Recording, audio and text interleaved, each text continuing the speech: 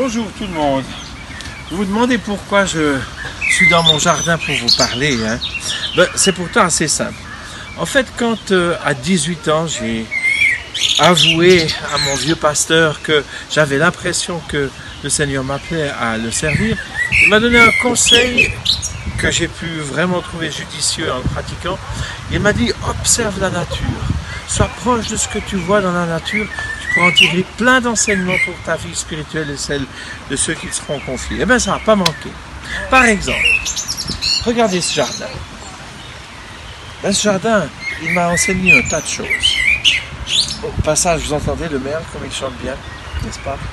Alors voilà, prenons ce jardin. Vous avez un terrain qui, par lui-même, si on le laisse comme ça aller, va produire toutes sortes de choses dont on doit absolument se séparer si on veut pouvoir cultiver et avoir de bons produits, de bons fruits. Alors, ce terrain contient en lui-même tout ce qu'il faut pour nous embêter. Eh bien, c'est un peu comme notre nature humaine sans Dieu. Dans notre nature humaine, il y a tout ce qu'il faut pour que le péché s'installe et gouverne. Quand je m'en vais pendant une semaine ou deux, quand je reviens, j'en ai pour des jours à rattraper ce que la nature par elle-même a produit. C'est un peu comme ça quand le jardinier est absent de nos vies. Ce qui fait la différence, eh bien, c'est la présence du jardinier au quotidien. C'est ça qui fait la différence. Prenez par exemple cette plante-là. Ça s'appelle du liseron. Alors ça, c'est la plaie du jardin. Les racines sont tellement profondes qu'on a de la peine à trouver le rhizome qui produit ces choses. On peut bien tirer à un moment, on peut l'arracher, mais on a un bout de la racine, mais pas le reste. Alors, quelle est la solution? Eh bien, c'est de constamment enlever ce qui va ressurgir après qu'on ait arraché la plante principale. Et petit à petit, la racine, le rhizome va s'affaiblir et finalement, le liseron va disparaître. Eh bien ça, c'est exactement comme dans nos vies. Souffrons-nous d'une mauvaise habitude? Souffrons-nous d'un péché récurrent?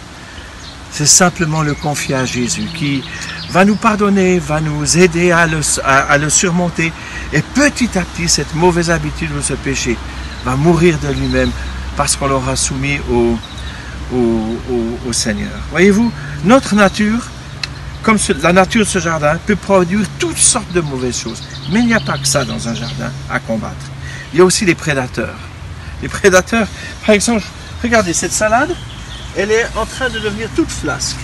Si je l'arrache maintenant et que j'essaye de découvrir ce qui se passe, je vais voir qu'il y a un prédateur qui a rongé la racine. Regardez ça. La racine est toute rongée. La salade est en train de dépérir.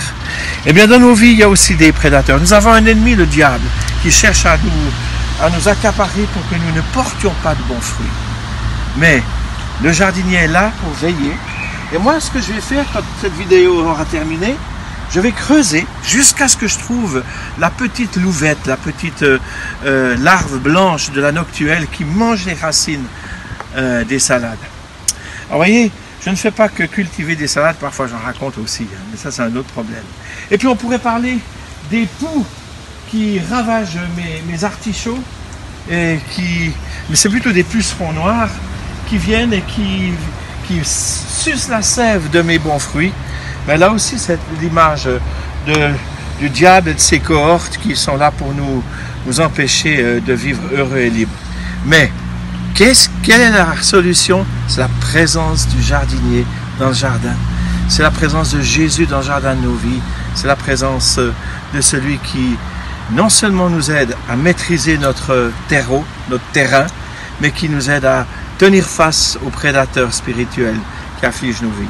Alors voilà, j'avais envie de vous transmettre cette leçon de vie au travers du jardin. La nature de Dieu est fantastique.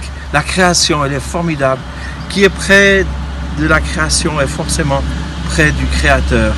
Parce que l'œuvre d'art qu'est la création pointe au Créateur. Voilà. Bonne culture.